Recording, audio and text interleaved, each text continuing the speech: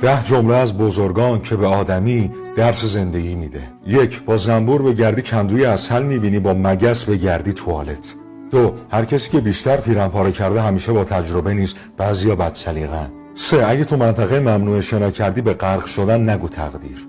اگه دستایی رو که بهت نون میدن و گاز بگیری محکوم به بوسیدن پاهایی میشی که لگدت میزنن. 5. آغوش عنکبوت فقط برای طعمه هاش بازه.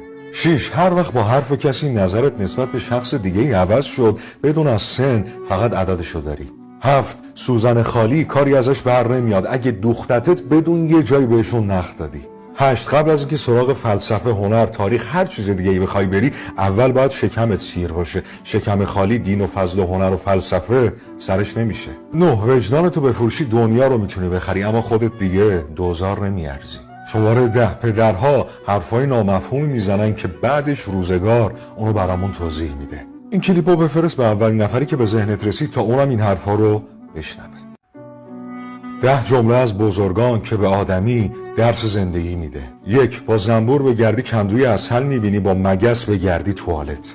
2. هر کسی که بیشتر پیرن پاره کرده همیشه با تجربه نیست، بعضیا بد سلیقه‌ان. 3. اگه تو منطقه ممنوعه شنا کردی به غرق شدن نگو تقدیر. اگه دستایی رو که بهت نون میدن و گاز بگیری محکوم به بوسیدن پاهایی میشی که لگدت میزنن.